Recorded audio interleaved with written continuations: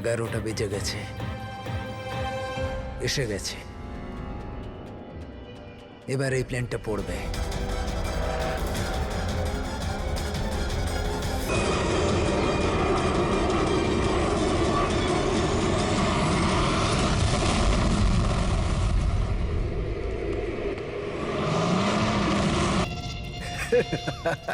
মজা দেখলাম।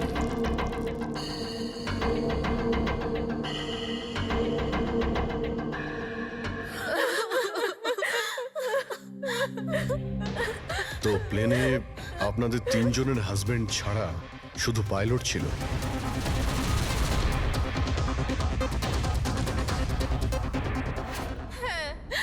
আর এখনো অবধি কোনো খবর পাননি আপনারা? দেখুন, অথরিটিকে পুরো জিজ্ঞাসাবাদ করেছি, আর ওরা বলেছে যে প্লেনে কোনো টেকনিক্যাল প্রবলেম ছিল না। তাহলে আপনাদের এরকম কেন মনে হচ্ছে যে ওটা অ্যাক্সিডেন্ট ছিল না, ওটা প্লেন ক্র্যাশ ছিল না, বরং কেউ জেনে শুনে ওদেরকে খুন করেছে? ওনাকে অনেক দিন ধরে কেউ ফোন করে হুমকি দিচ্ছিল। দেখুন, আপনাদের হাজবেন্ড তো নামি দামি বিল্ডার্স, তাই হুমকি দেওয়া ফোন তো আপনাদের আসতেই পারে, তাই না? কিন্তু এক্স্যাক্টলি কি হয়েছিল বলুন তো আপনারা। হ্যাঁ, ওরা তিনজন সুরাট যাচ্ছিল কোনো জমি কিনতে, কিন্তু কিছু বিল্ডার্স ছিল যারা চাইতো না এই ডিলটা হোক। হ্যাঁ স্যার, কোটি টাকার ডিল ছিল। নিশ্চয়ই এই কাজ ওদের মধ্যেই কারোর হবে। আচ্ছা, হুমকি দিয়ে কেউ ফোন করলো আর আপনারা পুলিশের কাছে কেন রিপোর্ট করেননি? স্যার, আমরা পুলিশের কাছে যেতে চেয়েছিলাম, তো আমাদের হাজবেন্ডরা আমাদের বাধা দিল। হ্যালো, কে বলছেন? খবরদার যদি ওই সুরাটের জমিটার ব্যাপারে ভেবেওছো তুমি, বুঝেছ? হুমকি দিচ্ছেন? হুমকি দিচ্ছেন আমাকে? হুমকি ভাবো তুমি। কাল সকাল 11টার সময় তোমার জীবনের শেষ নিঃশ্বাস নেবে তুমি। আপনার যা করার করে নিন, এই ডিল তো আমি করেই ছাড়বো। প্লেন ক্র্যাশও ঠিক 11টার সময় হয়েছিল স্যার। 11টা বেজে গেছে, এবার এই প্লেনটা পড়বে।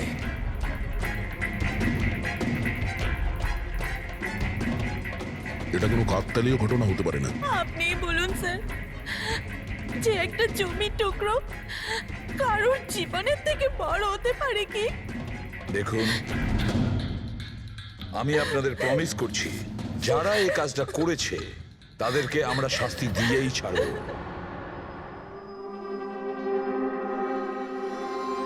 স্যার, আমাদের 5 বছর হয়ে গেছে এই কাজ করছি, আজ পর্যন্ত একটাও ভুল হয়নি। আমাদের কাজে ভুল হওয়ার কোনো সম্ভাবনাই নেই স্যার। যদি স্যার প্লেনে কোনো প্রবলেম থাকতো তাহলে আমরা ওটাকে উঠতে দিতাম না। তাহলে আপনাদের কথা অনুযায়ী প্লেনে কোনো প্রবলেম ছিল না? একদমই নয় স্যার। তাহলে প্লেনটা ক্র্যাশ হলো কি করে? হ্যাঁ, 4 জন মারা গিয়েছেন, কে দায়িত্ব নেবে তার? স্যার, আমি নিজেই খুব অবাক হয়েছি যে এটা ঘটলো কি করে। ফ্লাইট রেকর্ডার জানেন তো আপনারা, যাকে আমরা ব্ল্যাক বক্স বলি, সেখানেও সবকিছু নর্মাল দেখাচ্ছে। নর্মাল বললে কাজ চলবে না, সব কিছু ডিটেলে বলুন, শুরু থেকে, টেক অফ হওয়ার আগে থেকে কি হয়েছিল? আমরা পুরো প্লেন চেক করে পাইলটকে হ্যান্ডওভার করে দিয়েছিলাম। তারপরে ওই 3 বিজনেসম্যান প্লেনে করে সুরাটের দিকে রওনা দিল।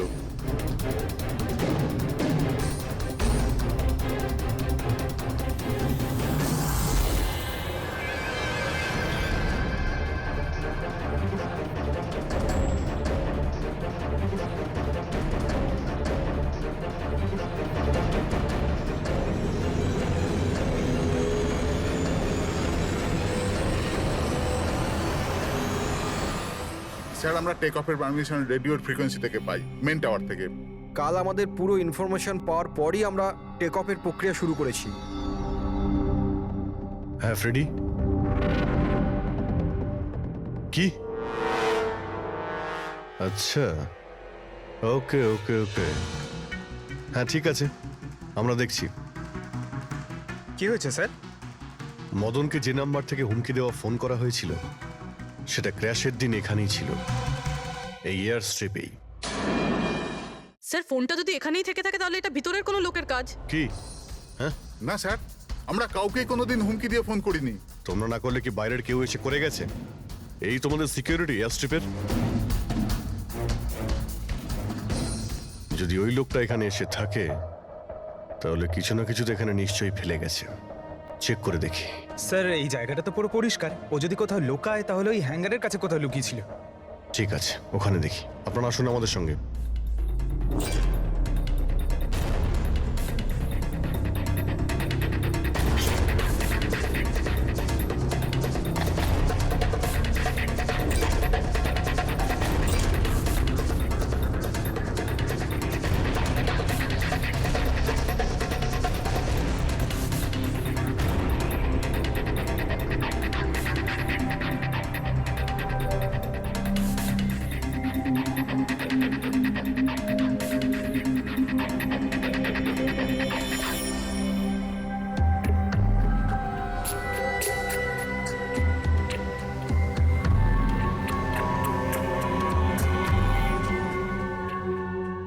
স্যার স্যার একটা ভাঙা ফোন পেয়েছি। স্যার আমার মনে হয় হুমকি দেওয়ার জন্য এই ফোনটাই ব্যবহার করেছিল। হতে পারে ইউজ করে ভেঙে দিয়েছে। রেখে দাও, কিছু প্রমাণ তো নিশ্চয়ই পাওয়া যাবে। কোথায় পেলে তুমি এটা? স্যার ওখান থেকে। স্যার এখানে।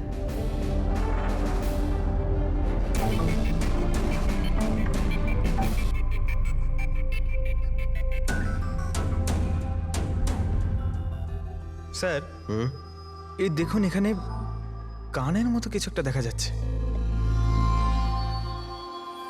হ্যাঁ, তুমি তো ঠিকই বলেছ। ফোনটাও এখানে পাওয়া গেল, আর এই চিহ্ন। এমনটা নয় তো যে ওই অপরাধী এখানে হেলান দিয়ে ফোনে কথা বলছিল আর আমাদের জন্যে ও প্রমাণ রেখে গেছে এখানে। একটা কাজ করো, এর ছবি তুলে নাও। স্যার কানের চিহ্ন দিয়ে কিছু বোঝা যাবে? আরে কিছু না কিছু তো পাওয়া যাবে। ডক্টর সালুকাকে দেব, উনি শেয়ার কিছু করবেন।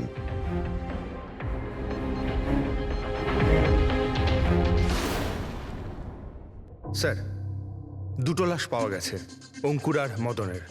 অঙ্গদ আর মদনের। আচ্ছা, সুমিত আর ওই প্লেনের পাইলট? খোঁজ চলছে স্যার, এখনো কোনো খবর পাওয়া যায়নি। আপনারা প্লিজ কাঁদবেন না, একটু শান্ত হন please। দেখুন, আমি আপনাদের কথা দিচ্ছি, আপনাদের স্বামীকে যারা খুন করেছে তারা আমাদের হাত থেকে বাঁচতে পারবে না। স্যার, হ্যাঁ, স্যার এই ফোনটা পেয়ে গেছি যে ফোন থেকে হুমকি দেওয়া ফোনটা করা হয়েছিল, কিন্তু কিন্তু স্যার আমরা ওখানে পৌঁছানোর আগেই খুনি এই ফোনটা ভেঙে দিয়েছে, যাতে আমরা ওর অবধি পৌঁছতে না পারি। স্যার আমরা জানি এটা কে করেছে। চেনেন আপনারা কে কে খুন করেছে? রণদীপ আর শশী। রণদীপ আর শশী কারা?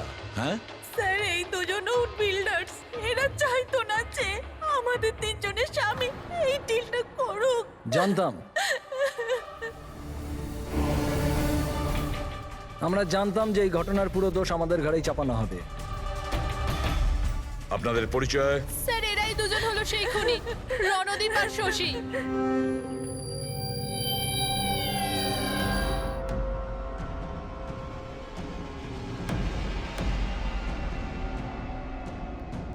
জানি না এই মহিলাদের আমাদের সঙ্গে কি শত্রুতা আছে। যাই হোক না কেন, আমাদের উপরই সবসময় দোষারোপ। আর আগেও একবার এরা আমাদের মিথ্যে অভিযোগে গ্রেপ্তার করিয়েছিল। আচ্ছা, কোন অপরাধে গ্রেপ্তার করিয়েছিল আপনাদের? আমাদেরও একটু বলুন। স্যার প্রথমবার যখন অঙ্কুরকে কল করে হুমকি দিয়েছিল, তো আমি পুলিশে রিপোর্ট লিখিয়েছিলাম এই রণদীপের বিরুদ্ধে। আর পুলিশ আমাকে গ্রেপ্তারও করেছিল, কিন্তু পরে আমি নির্দোষ প্রমাণিত হই। হ্যাঁ স্যার, আসলে ওই হুমকি দেওয়া ফোন ওই গ্রামবাসীদের ছিল যাদের জমি এরা নিতে চেয়েছিল। হ্যাঁ, ওই গ্রামের লোকগুলো তো এখনো জেলেই আছে। তো এই বাজে কাজটা তোমরা ছাড়া আর কে করতে পারে? দেখলেন স্যার, আবার আমাদের ওপর অভিযোগ। যদি আমরাই হামলা করে থাকি তাহলে সিআইডির কাছে আমরা কেন আসবো? কোনো ব্যাপার না, খুব তাড়াতাড়ি সমস্ত সমস্যার সমাধান হয়ে যাবে। হ্যাঁ, কারণ আমরা ওখানে অপরাধীর কানের চিহ্ন পেয়েছি। আর ব্যাস, সেটা থেকে তো আমরা পুরোটা জেনেই যাব যে খুনি কে। এই দেওয়ালে যে কাঁচা রং ছিল ওখানে এই যে কানের ছাপটা দেখা যাচ্ছে, এই কানের ছাপটা দেখো, কিছু দেখতে পাচ্ছ এতে? ওই কানের প্রিন্টে স্টারের মতন দেখতে কিছু ইমপ্রিন্ট আছে। আরো একটা কথা, এই যে অপরাধী এ সমুদ্রের আশেপাশে থাকে। এইটা কিভাবে জানতে পারলেন স্যার? আমি বলছি, এই ফোনটা, এই ফোনের যে ভাঙা অংশটা, এর ওপর আমি কিছু সমুদ্রের বালি আর মাছের কাঁটার টুকরো পেয়েছি। আচ্ছা আচ্ছা, তো যখন ওই লোকটা তার জুতো দিয়ে ফোনটা ভেঙেছিল তখন ওই বালি আর ওই মাছের কাঁটা জুতো থেকে বের হয়ে ফোনের মধ্যে চলে আসে। জুতোয় বালি আর এই যে মাছের মাথা কাঁটা খুলেছে। হতে পারে ওই লোকটা ফিশ মার্কেটের আশেপাশে থাকে। এখানে তো দুটো ফিশ মার্কেট আছে, একটা ভার্সোভা জেটিতে আর একটা মার্ড আইল্যান্ডে। ব্যাস, তাহলে আমাদের কাজ হয়ে গেছে। এই দুটো ফিশ মার্কেটে গিয়ে খোঁজ নাও আর দেখো এমন কেউ আছে যে কানের মধ্যে স্টারের শেপের ইয়াররিং পড়েছে।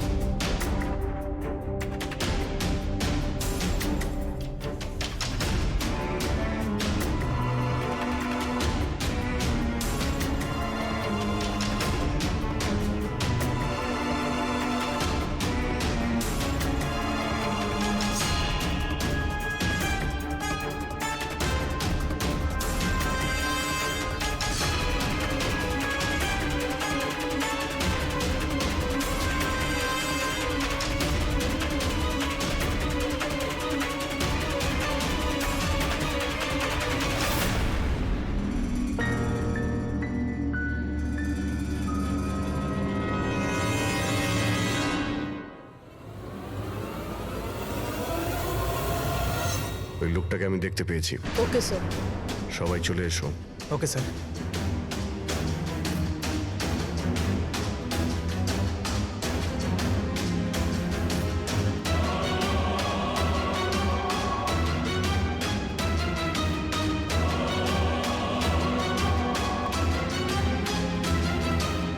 কারোর সঙ্গে মিটিং হওয়ার কথা।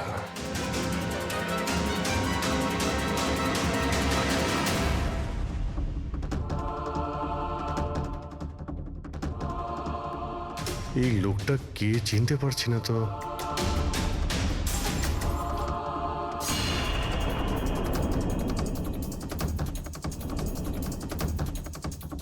স্যার, এটা তো সচিন।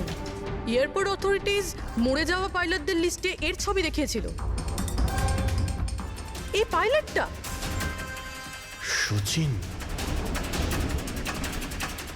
এই সচিন বেঁচে আছে? স্যার, ও যদি প্লেন ক্র্যাশে মারা না যায় তাহলে এই এখানে লুকিয়ে কি করছে?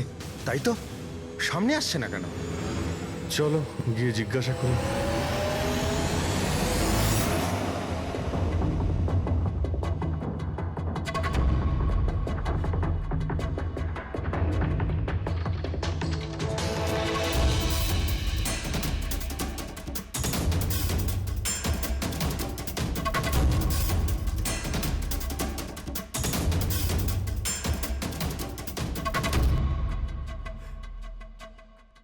স্যার। হ্যাঁ,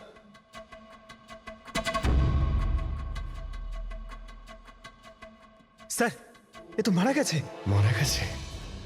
ওই দেখুন স্যার, সচিন পালাচ্ছে।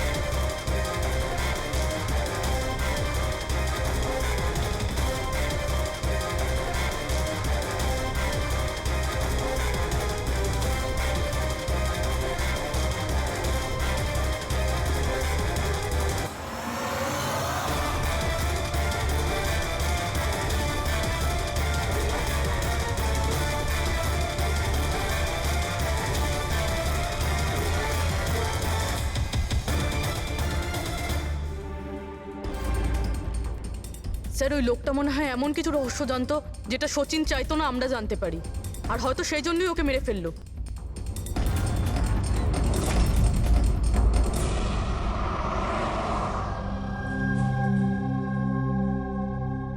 স্যার,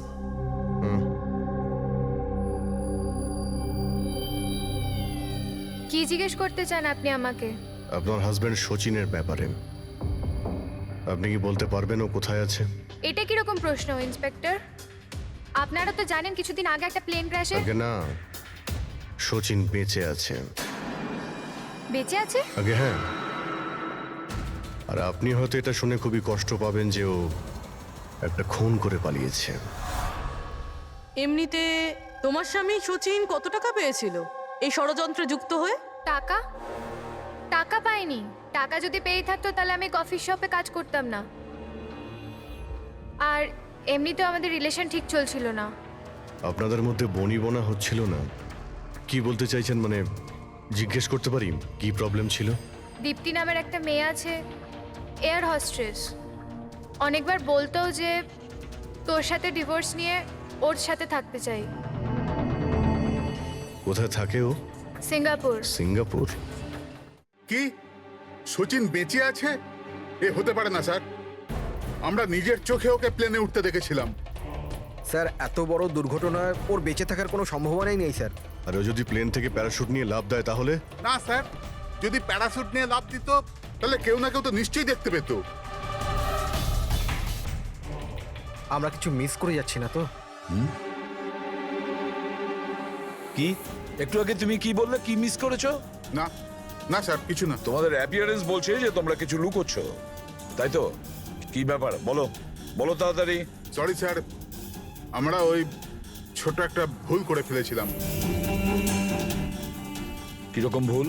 স্যার যখন প্লেন টেক অফ করেছিল আমরা ওখানে ছিলামই না। কি? আপনারা এত বড় ভুল কি করে করতে পারেন? হ্যাঁ স্যার ওই প্লেন যখন রানওয়েতে দৌড়চ্ছিল স্যার কিছু বিস্ফোরণ হলো স্যার। কিরকম বিস্ফোরণ? স্যার কেউ একজন চকলেট বোম ফাটিয়েছিল, তো আমরা ওইটাই দেখতে গিয়েছিলাম যে কোথাও কিছু হয়নি তো। আরে এটা তো চকলেট বোম। আর স্যার যখন আমরা ফিরে এলাম তখন দেখলাম যে প্লেন উড়ে গেছিল স্যার। এটা ওই দাড়িওয়ালারই কাজ হবে স্যার।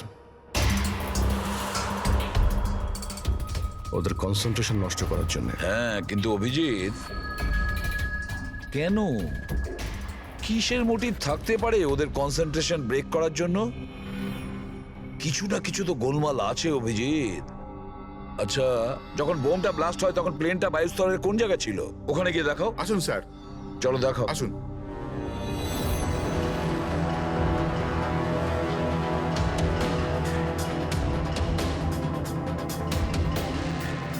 এক মিনিট অভিজিৎ, এ তো রক্ত, শুকিয়ে যাওয়া রক্ত। স্যার রক্তের রং দেখে মনে হচ্ছে খুব বেশি পুরনো নয়, আজ বা কালকেরই।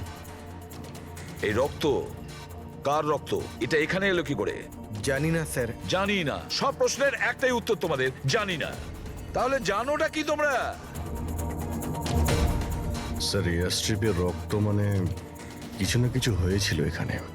এটা তো পরিষ্কার, কিন্তু কি হতে পারে? আর এই রক্ত, এটা কার রক্ত?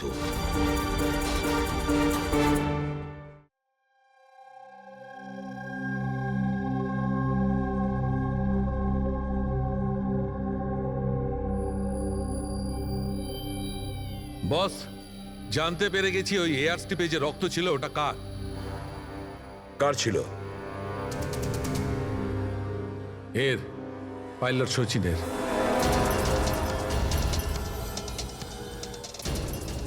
পাইলট সচিনের রক্ত? কিন্তু ওর আঘাত লাগলো কি করে, কখন? স্যার যখন আমরা ওকে জেটিতে দেখেছিলাম তখনও একটা স্লিং ব্যান্ডেজ পড়েছিল, আর ওর হাতে ব্যান্ডেজও বাঁধা ছিল। কিন্তু ইঞ্জিনিয়ার আমাদের এটা বললো যখন সচিন টেক অফের জন্য যাচ্ছিল ও একদমই ঠিকঠাক ছিল, ওর হাতে কোনো রকম ব্যান্ডেজই ছিল না। এটার একটাই মানে দাঁড়ায় অভিজিৎ, সচিনের আঘাত এয়ার স্ট্রিপের সময়ই হয়েছে। প্লেনটা টেক অফ হওয়ার আগেই সচিন এয়ার স্ট্রিপে পড়ে যায় আর ওর তখনই আঘাতটা লাগে। ঠিক এইরকমই হয়ে থাকবে বস, কারণ এই জন্যে সচিন প্লেন ক্র্যাশে মারা যায়নি, কারণ সচিন প্লেনে ছিলই না। কিন্তু ডক্টর সালুখে কেউ তাহলে সচিনকে প্লেন থেকে লাফাতে দেখেনি কেন? আরে দাঁড়িয়েওয়ালা ওখানে বাজি ফাটিয়েছিল না ওদের সরানোর জন্যে। এগুলো সব সচিন আর ওই লোকটার প্ল্যান ছিল।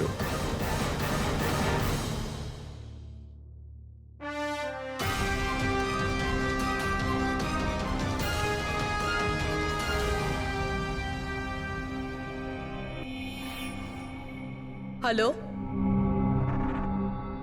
ওকে, থ্যাংক ইউ স্যার। সচিনের ওই গার্লফ্রেন্ড দীপ্তি যে সিঙ্গাপুরে থাকে, ওর নাম্বার পেয়ে গেছি। সচিন কি হয়েছে ওর? ও ঠিক আছে তো? দীপ্তি, একটা কথা বলো, শেষবারের মতন সচিনের সঙ্গে তুমি কবে কথা বলেছিলে? 2 দিন আগে। 2 দিন আগে?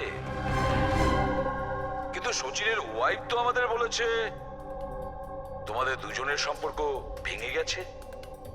না, হয়তো ওর বউকে এটা বলেনি যে ও আমার সাথে মিট করতে সিঙ্গাপুরে আসছে। আচ্ছা, সচিনের কবে আসার কথা সিঙ্গাপুরে? 1 সপ্তাহ বাদে। ও,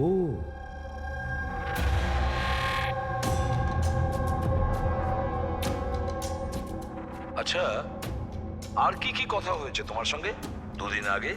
ও বলছিল যে ও অনেক টাকা পেতে চলেছে আর তারপরে আমরা দুজনে নতুন জীবন শুরু করতে পারি।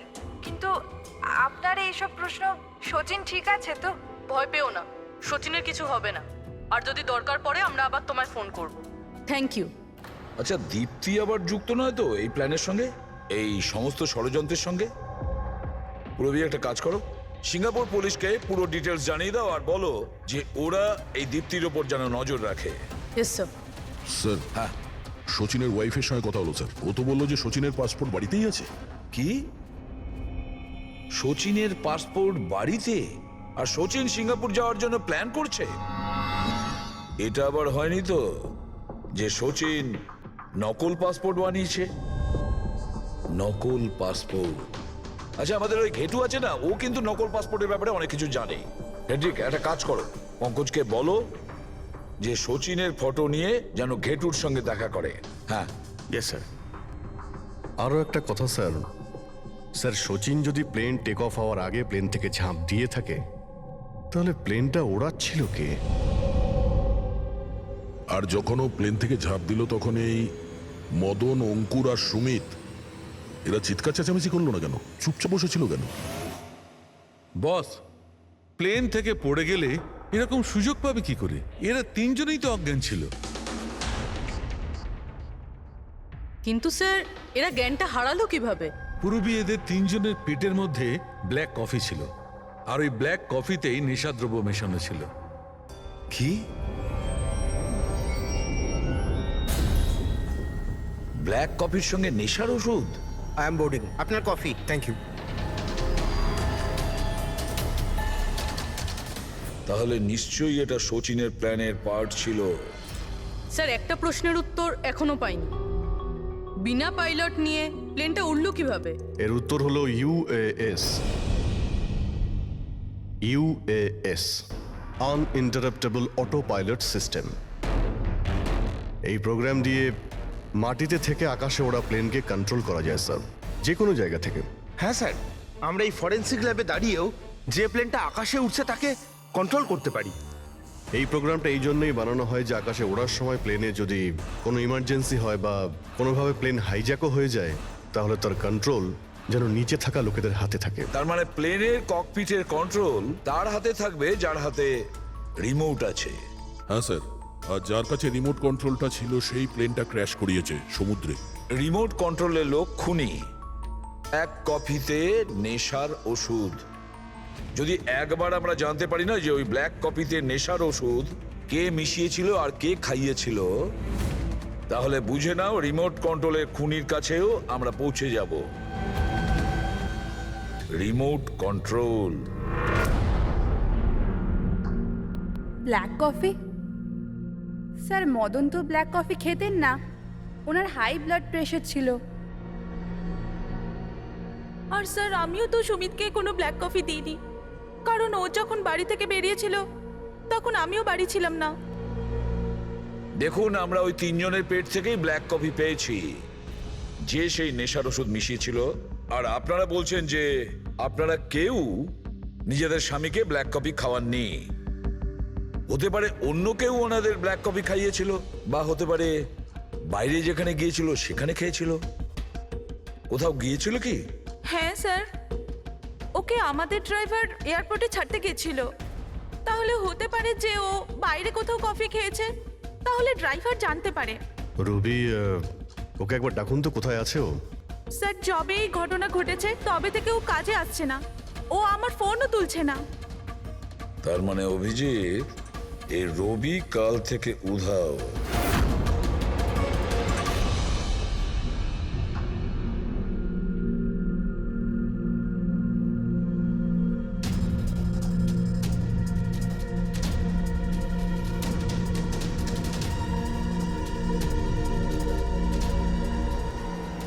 শ্রয়ান প্লিজ একটু দেখি তো কি হয়েছে এখানে।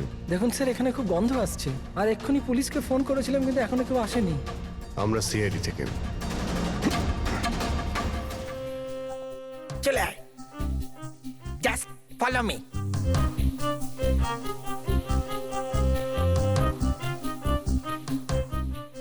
পঙ্কজ, চুপচাপ আমার পেছন পেছন চলতে থাকবি যতক্ষণ আমি এখানে আছি। তোর ঘাবড়ানোর কোনো দরকার নেই। এই যে ঘেটু, আমি না ভয় পাই না, আমি একজন সিআইডি অফিসার। চুপচাপ চল, ফলো মি, ওইদিকে চল।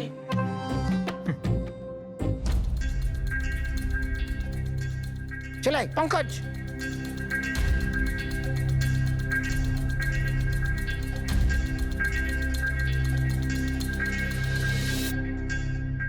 কি বন্ধু, শুনেছি তুমি খুব সুন্দর পাসপোর্ট বানাও। কে বললো? আমার একটা বন্ধু বলেছে। বন্ধু? কে বন্ধু?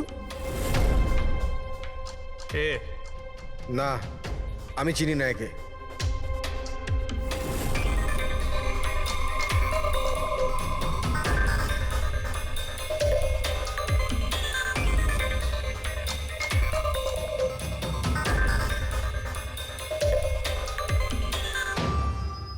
এ তোমার বন্ধু?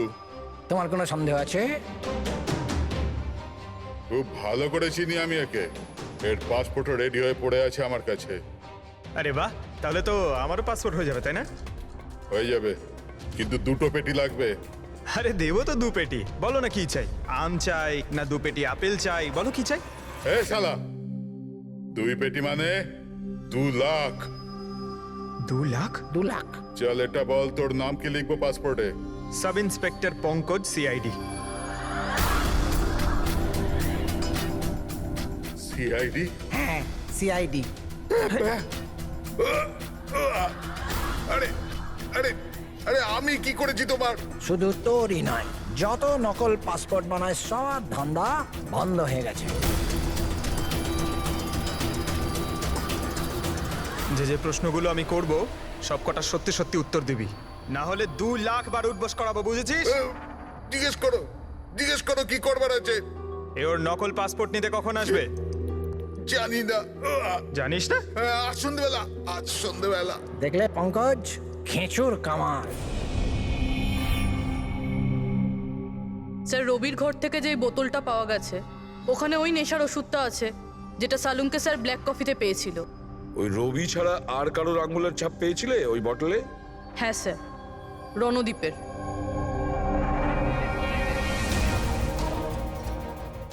রণদীপ, এই রণদীপ বিউরোতে এসে চেঁচিয়ে চেঁচিয়ে নিজেকে নিজেকে নির্দোষ প্রমাণিত করতে চাইছিল না? প্রথমে রবিকে ব্যবহার করে খুন করানোর জন্য, তারপর রবিকেই মেরে ফেলে। স্যার, আমি রণদীপকে অনেকবার ফোনে ট্রাই করেছি কিন্তু ওর ফোন বন্ধ আসছে। একবার এই সুচিরকে যদি আমরা পাই না, ওই আমাদের পৌঁছে দেবে রণদীপের কাছে। সন্ধেবেলায় তো ও আসছে নিজের নকল পাসপোর্ট নেওয়ার জন্য।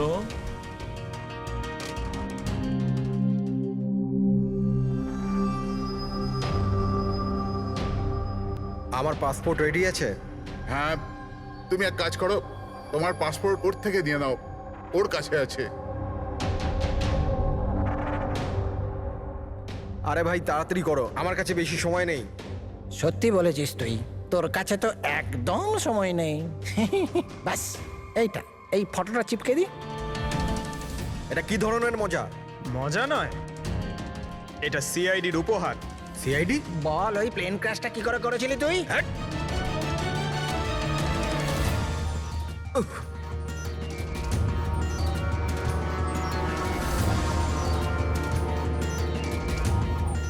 সিআইডি থেকে পালিয়ে টেক অফ করা এত সহজ নয়। ইমার্জেন্সি ল্যান্ডিং করতে হয় অপরাধীদের। টাকার লোভে আমি অন্ধ হয়ে গিয়েছিলাম। এই কাজের জন্য আমায় 50 লাখ টাকা দেওয়া হয়েছিল, কিন্তু কিন্তু আমি জানতাম না যে স্যার ওরা মারা যাবে। তোকে টাকা কে দিয়েছিল সেটা বল।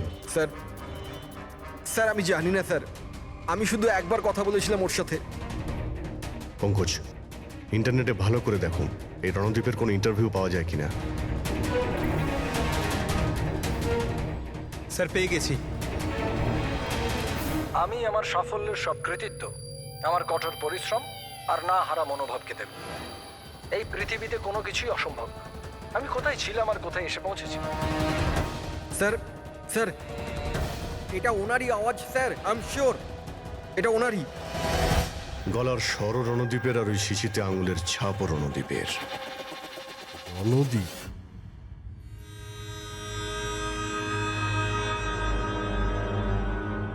স্যার সামনে গিয়ে রাইটে।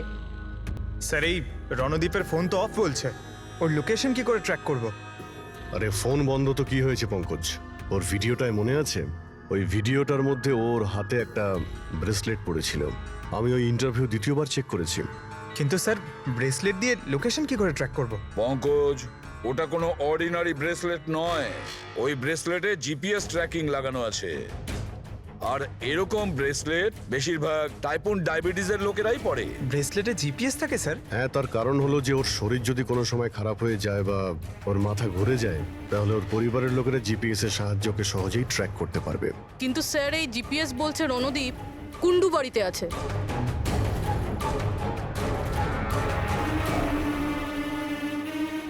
স্যার এখানেই কোথাও হবে, এইখানেই।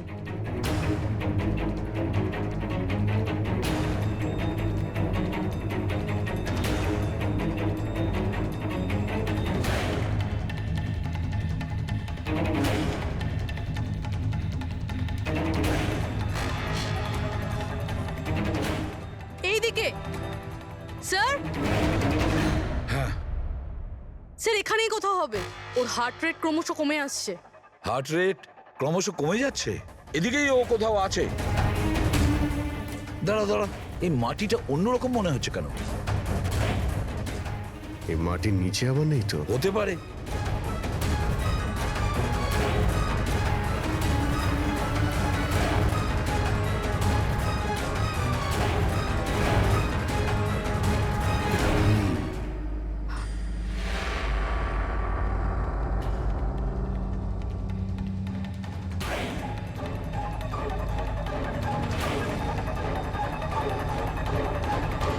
মাই গড, বেঁচে আছে? স্যার,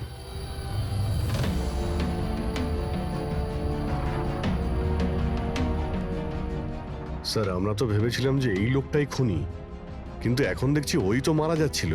স্যার আমার মনে হয় না রবির খুন রণদীপ করেছে বলে, কারণ ব্যুরো থেকে বেরোনোর পরে ওর ব্রেসলেটের লোকেশন এখানটাই ছিল, ও অন্য কোথাও যায়নি। তার মানে যে শচীনকে টাকা দিয়েছিল সে রণদীপ ছিল না, অন্য কেউ ছিল। কিন্তু স্যার ভয়েস তো ওরই ছিল, গলার আওয়াজ তো ওরই ছিল। পুরোবি আওয়াজ চেঞ্জ করে কথা বলা কোনো ব্যাপার না। আর আজকাল স্যার এমন এমন মোবাইলের অ্যাপ এসছে যার সাহায্যে যে কেউ যে কোনো আওয়াজে কথা বলতে পারে। কিন্তু কে কে সে যে রণদীপকে ফাঁসানোর চেষ্টা করেছিল? সে কে ছিল যে কিনা নিজের ভয়েস চেঞ্জ করার অ্যাপ ইউজ করেছিল?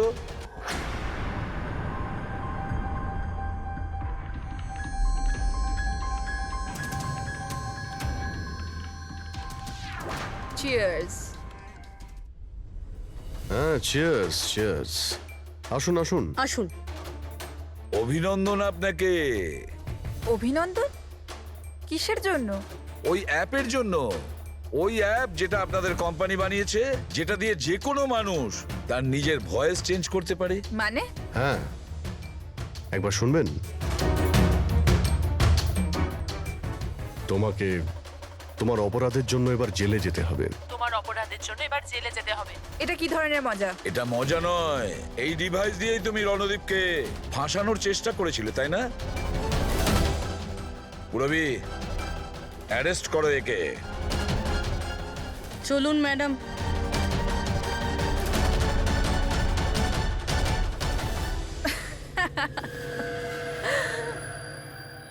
এত কিসের তারা আছে সিআইডি? একটু ওদিকে তো তাকান।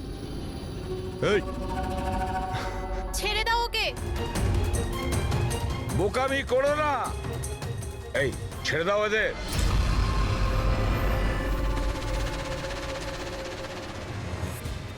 মাই গড, তাড়াতাড়ি ওঠো।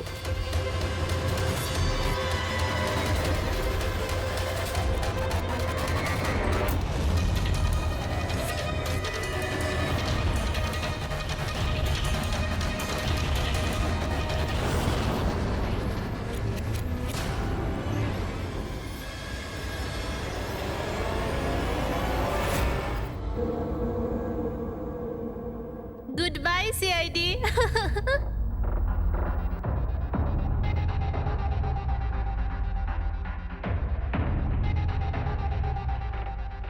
ওয়েল ডান গার্লস, আজ পর্যন্ত বড় বড় অপরাধী যেটা করতে পারেনি সেটা আমরা করে দেখিয়েছি। সিআইডি তো পাগল হয়ে গেছে মনে হয়। আরে ওসব তো ঠিক আছে, কিন্তু আমরা যাব কোথায়? অরিজিনাল প্ল্যান তো আমরা ভেস্তে ফেলেছি। ভেবে দেখি, কোনো না কোনো রাস্তা তো পেয়েই যাব।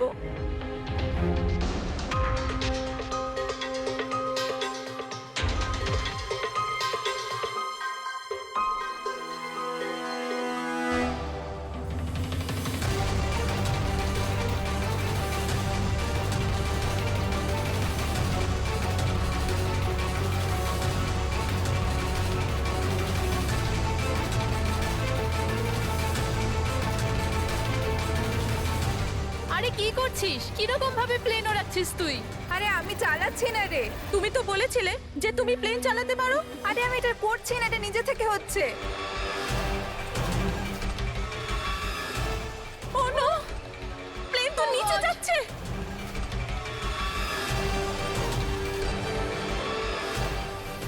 মনে হচ্ছে আমাদের ইউএস টেকনোলজি কেউ জানতে পেরে গেছে নাকি? কিন্তু কি করে?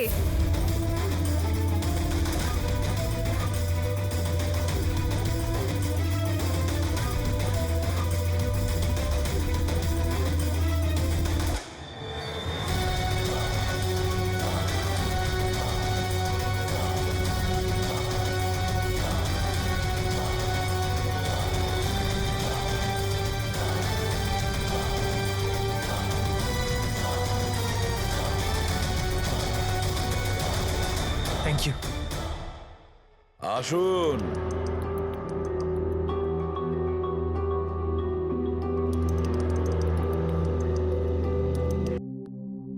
যে দেশে মহিলারা স্বামীর দীর্ঘ জীবনের জন্য ব্রত রাখেন, সেখানে আপনারা তিনজন মিলে আপনাদের স্বামীদের খুন করে দিলেন। নিশ্চয়ই কোনো উপযুক্ত কারণ ছিল এর। হ্যাঁ, কারণ ছিল। আমাদের হাজবেন্ডরাও ধোয়া তুলসী পাতা ছিল না। হ্যাঁ, লোকেদের কাছে তো এমন দেখাতো যে ওরা আমাদের খুব ভালোবাসে, কিন্তু বাড়িতে কিছু অন্য গল্প হতো। না আমরা কোনো ভালোবাসা পেলাম, আর না কোনো সম্মান। অঙ্কুর তো কতবার রিয়ার উপর হাতও তুলেছিল, হসপিটালেও ভর্তি হতে হয়েছিল ওকে।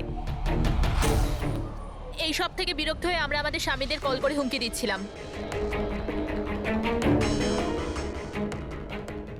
আর ভাবলাম সুযোগ ভালো আছে, তাই আমরা ওদের মেরে ফেললাম।